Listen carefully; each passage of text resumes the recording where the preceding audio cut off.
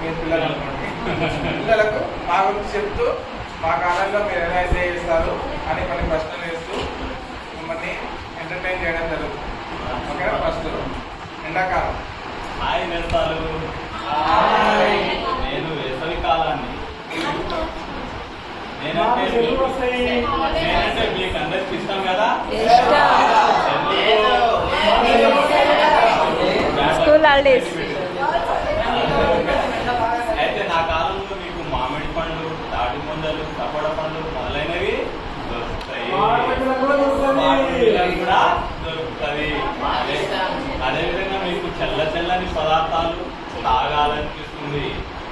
మీరు ఎండలు తిరిగితే మీకు వడదెబ్బ తగిలే అవకాశం ఉంది. జాగ్రత్త మరి. ఓకేనా? హలో పిల్లలు, నేను మీ వర్షాకాలాన్ని. నేనంటే మీకు అందరికి ఇష్టమే కదా? ఇష్టమే. ఇష్టం లేదా? పిల్లలందరికీ నేనంటే చాలా ఇష్టము. ఎందుకంటే ఎండాకాలంలో బాగా అలసి తలసిపోయి ఉంటారు. వెంటనే నేను రాగానే మీరు అందరూ ఏమంటారు? అయిపోతారు, హాయిగా చిల్ అయిపోతారు. సారీ చెప్తున్నారు. మరి నేను జూలై ఆగస్టు నెలలో బాగా దంచికొట్టి తర్వాత సెప్టెంబర్ నెల కల్లా కొంచెము తగ్గుతూ వస్తాను.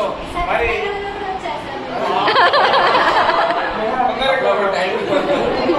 మరి వర్షాకాలంలో మరి వాగులు, కాలువలు, పంటలు, నదులు, చెరువులు, సముద్రాలు ఇవన్నీ కూడా నా వల్ల నిండిపోతాయి. వెంటనే పిల్లలందరూ ఏం చేస్తారు? కాలువ గట్లలో, పొలాలలో అందరూ ఏం చేస్తారు? చిన్నలు మీ పిల్లలందరూ ఉంటారు, పడవలేస్తూ హాయిగా ఆడుకుంటారు. అంతేగాక వానా వానా అని హాయిగా వాన పాటలు కూడా పాడుకుంటారు. మరి నేనంటే మీకు పిల్లలకి మాత్రమే కాదు, ఇంకా మీ తల్లిదండ్రులు కూడా ఇష్టమే. ఎందుకు చెప్పండి? మీ తల్లిదండ్రులు అందరూ ఎవరు? కష్టపడే రైతులు. మరి నేను వస్తే రైతులందరూ ఇప్పుడు ఇష్టమే కదా? ఇష్టమే. పంటలన్నీ కూడా బాగా పండుతాయి. పంటలన్నీ కూడా బాగా పండుతాయి. చెట్లన్నీ కూడా ఆకుపచ్చగా విరబూస్తాయి. ప్రకృతి అంతా కూడా చాలా అందంగా ఉంటుంది. నెమళ్ళు నాట్యం చేస్తుంటాయి. మరి నేను వచ్చినప్పుడు మీరు ఒక విషయం గుర్తుపెట్టుకోవాలి.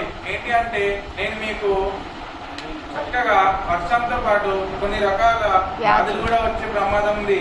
కాబట్టి మా కాలంలో మీరు జాగ్రత్తగా ఉండాలి సుమా.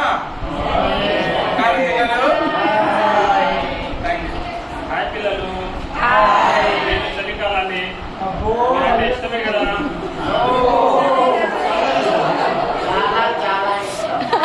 నేను అక్టోబర్ నవంబర్ నెలలో వస్తుంటాను.